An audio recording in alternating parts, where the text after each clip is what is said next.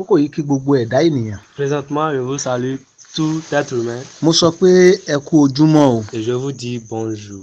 Lórúkọ Jésù Kristi, Au nom de Jésus-Christ, a ò ní kábàámọ̀ o. on ne va pas regretter. Mo fẹ́ kí ẹ farabalẹ̀. Et je veux que vous vous temporisez Kẹ́ ẹ gbọ́ ìrìn ńlá tí Ọlọ́run fi hàn mí. et que vous écoutez une grande vision que Dieu m'a montrée. Mo ṣàdédé rí wípé Et j'ai vu subitement que bàbá àgbàlagbà kan un vieillard tó wà nínú aṣọ funfun qui est habillé en blanc, kò darúgbó, il n'est pas vieux bẹ́ẹ̀ ni kì í ṣọ̀dọ́. et également il n'est pas jeune.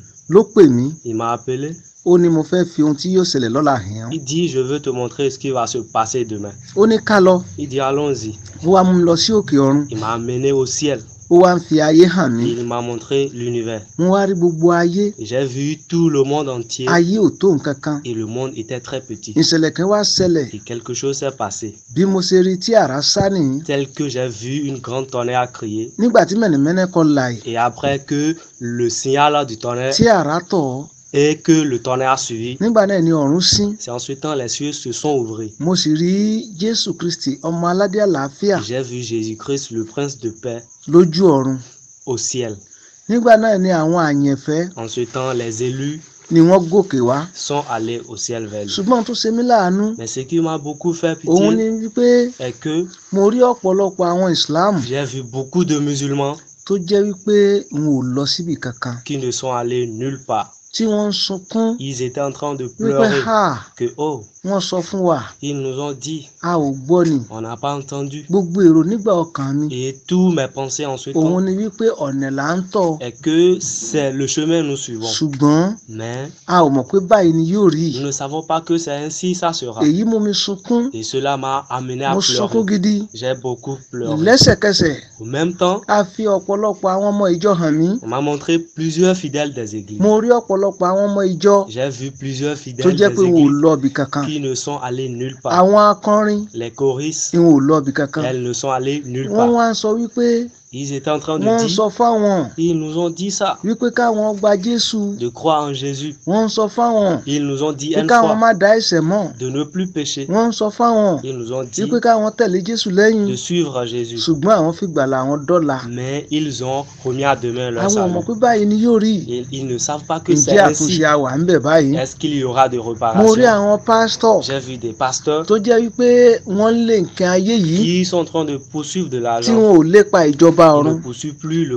Àwọn tí royaume wọ́n ń des cieux. dupò, Ceux qui sont en train de àwọn tí prendre wọ́n les fẹ́ places, lówó, qui veulent avoir àwọn tí wọ́n d'argent, fẹ́ máa lo mọ́tò, qui veulent utiliser des àwọn tó voitures, jẹ́ pé ohun mèremère ayé yìí ni wọ́n ń lé, qui veulent utiliser les choses immeubles dans le àwọn monde. tó jẹ́ wípé wọ́n ń lé ibi gíga. Ceux qui poursuivent les lieux Mo rí élevés. ọ̀pọ̀lọpọ̀ wọn J'ai vu plusieurs tí d'eux wọ́n bẹ̀rẹ̀ sí í qui sunkún ont commencé à pleurer, pé àṣìṣe ni. que c'est une erreur. Àwọn ti rò ó pé tí àwọn bá gẹ̀ẹ́tì gbogbo àwọn nǹkan Ils wọ̀nyí ont tán, pensé que s'ils obtiennent tout nígbà náà cela, làwọn ṣẹ̀ máa tọrọ fún dáríjì. ensuite ils vont demander au Àwọn pardon. ti fi òní ba ọ̀la àwọn Et jẹ́ ils ont détruit le demain par tí wọ́n aujourd'hui. bẹ̀rẹ̀ sí í sunkún. Ils ont commencé à pleurer fortement. Lẹ́sẹ̀kẹsẹ̀ Et subitement, ni mo rí aṣòdì sí Kristi tó dìde. j'ai vu l'antichrist qui s'est levé. Wọ́n bẹ̀rẹ̀ sí í pọ́n àwọn ènìyàn Ils ont lójú. commencé par menacer les gens. Ìyìn ríbi tí ẹnìkan rọ́nà sá lọ. Et je n'ai pas vu celui qui a pu Ẹni tó s'en bá lérò pé sortir. òun sá lọ Celui qui pense qu'il a fui ou Ils vont qu'il s'est en mou- sorti, ils vont l'arrêter pẹ̀lú kọ̀ǹpútà. avec l'ordinateur. Wọ́n á mú. Ils vont l'arrêter. Kò síbi tí èèyàn sá lọ. Il n'y a pas où tu peux Ẹni sá lọ aller. abẹ́ àpáta. Celui qui est allé sous les rochers, Wọ́n yọ ọ́ jáde. et ils l'ont fait sortir. Ils l'ont Ẹni tó découvert. walẹ̀ Celui qui a creusé tó une lọ para fosse, rẹ̀ mọ́ il níbẹ̀. est allé se cacher dans la Wọ́n yọ ọ́ terre, jáde. et ils l'ont détecté. Oh, Ìyà ọjọ́ tá à ń wí yìí kọjá òye la ènìyàn. souffrance de ce jour surpasse Ìyà tá à ń l'intelligence sọ de tout yìí être. kọjá òye ènìyàn. La souffrance de ce jour Àyà surpasse mi tout être já. humain. J'ai eu peur. Mo sunkún. J'ai pleuré. Mo J'ai sunkún. pleuré. Wọ́n ní kí n má sunkún mọ́. Ils m'ont dit de ne plus Wípé pleurer, kí n sunkún ara mi. que de pleurer pour moi-même. Wípé kí n sunkún ara mi ni o. Que de pleurer pour Kí n má sunkún moi-même. lórí ẹnikẹ́ni o. De ne pas pleurer sur quelqu'un. Ará mi, Cher ọ̀rẹ́ mi, ami, kò sí àkókò fún wa mọ́. il n'y a plus du temps. Jésù ti fẹ́rẹ̀ dé. Jésus est déjà là. Ohunkóhun tó bá ń ṣe, Tout ce que tu yí fais, padà sí Kristi. change-toi avec Yí Christ. padà sí Kristi. Change-toi avec Christ. Ìwọ olùṣọ́ àgùntàn, Toi berger tó jẹ́ pé ara rẹ ló ń bọ́, et que tu es en train de te o ò nourrir, bọ́ àwọn àgùntàn, tu ne nourris pas ìwọ olùṣọ́ àgùntàn, les brebis, toi ìwọ berger, olùṣọ́ àgùntàn toi berger, tó jẹ́ pé bó ṣe là bó ṣe lù ló ń lé, et qui cherche comment t'en sortir. o ò lé ń gbàlà àwọn ọmọ ìjọ. Tu ne cherches pas le salut des fidèles Yáì. de l'église. Oh, Ọ̀rọ̀ Ọlọ́run sọ wípé la parole de èmi l'Éternel ń bọ̀ déclare, kankan, moi je viens, èmi ń bọ̀ kankan, je viens, èmi ń bọ̀ kankan, moi je viens.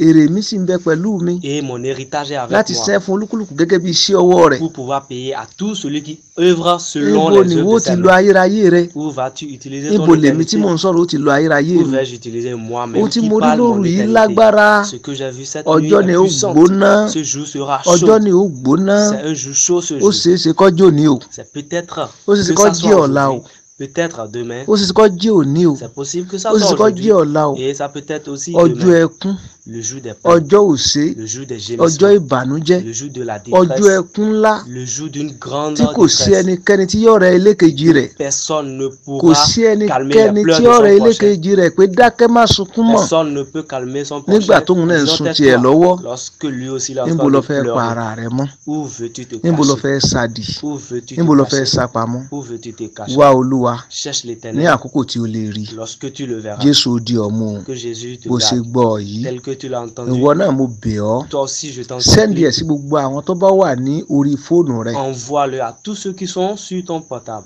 Tí o bá fi pamọ́ Si tu le caches tó o sẹ́ndì ẹ̀, et que tu ne l'envoies pas, wo èmi tí mo sẹ́ndì ẹ̀ sí ọ, moi ọrùn qui mi te mọ́. l'ai envoyé, je suis déjà libre. Ẹnikẹ́ni tó sẹ́ndì ẹ̀ sí ẹnikẹ́ni ọrùn rẹ̀ mọ́. Celui qui l'a envoyé à tous ses prochains, il Lórúkọ est Jésù libre. o ò ní jẹ̀bi o. Au nom de Jésus, tu Bó ne o ṣe ń seras pas sẹ́ndì jugé. ẹ̀, Tel que tu l'envoies, àwọn ọ̀run gbìjà rẹ jà. les cieux vont te secourir. Ọmọ Ọlọ́run ọ̀gá ògo gbọ́rọ̀ rẹ Le rò. Fils du Très-Haut Ó sì va ra te àánú gbà o. secourir et tu vas Ó trouver sì ra àánú grâce gbà o. aux yeux de Ní l'Éternel. orúkọ Jésù Kristi Olúwa Au wa. nom de Jésus-Christ, notre Seigneur. Amen. Amen.